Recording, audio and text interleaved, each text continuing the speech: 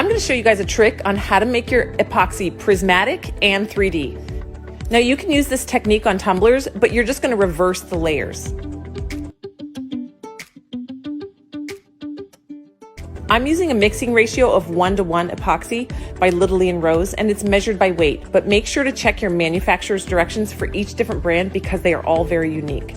For this round, I just added some black epoxy dye. So to work on the 3D elements in my mold, I'm going to use what's called a pipette. P-I-P-E-T-T-E, pipette.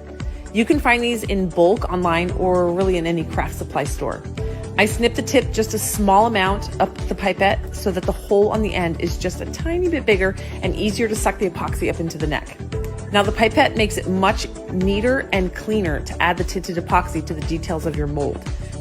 So to make the 3D elements more pronounced, you're going to use a contrasting color in those areas. I'm using black epoxy dye for the tint in this epoxy, but you can also use alcohol inks, mica, or glitter to get your desired look. I find that epoxy dye is the most reliable, but everybody has their own preference, and so you can go with what works for you. A frequently asked question that I get is, are pipettes reusable? And the answer is yes. However, it takes a lot of patience and work to clean out a pipette. You're going to need a lot of patience and also 99% alcohol to get it clean enough to reuse. What is very important to note is never, ever, ever let uncured epoxy go down your drain. The epoxy will adhere to the lining of your pipes and cure up. Eventually, over time, the buildup can create major clogs and destroy the pipes. So make sure to only dispose of your epoxy in a trash can. Now, once you have the epoxy down into the details, you can use a detailing tool and some silicone tools. Now, the detailing tool, you just run it down and through the details to release any bubbles. And the silicone tool you can use to scrape away any mess or extra overflow epoxy. While I do this step, I keep baby wipes handy, and that's so I can clean my tools as I go along. Once you have these elements set and cleaned up, you're going to let that epoxy cure up for about 6 to 10 hours. That way it's nice and firmly in place when you start this next step.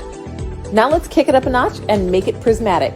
You're going to start by pouring a thin layer of clear coat epoxy. I'm using Little and Rose molding deep pour epoxy because it's so crystal clear.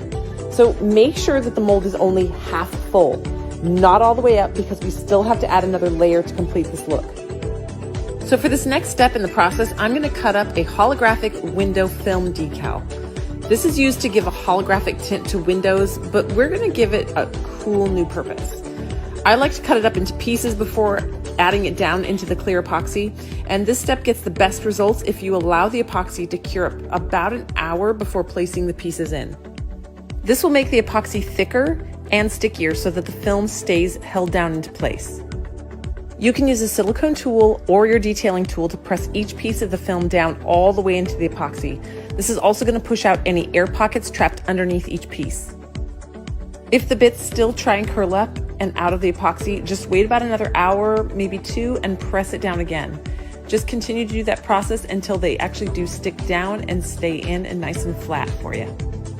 Once that step is all done, you're going to let that cure up overnight, just like you did for the black part of the epoxy in the first step. You're going to let this one cure up overnight as well. Then you're going to take another batch of epoxy and mix it with a beautiful white opalescent glitter.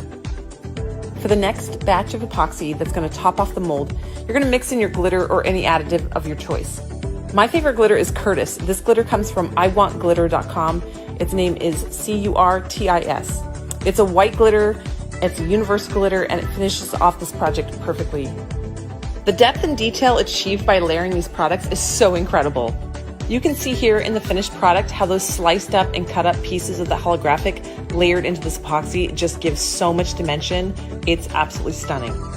Pants whales. I hope you guys were able to pick up a few tips and tricks in this tutorial, and I'll see you guys here next week for more tips, tricks, and hacks and fun things with tumblers.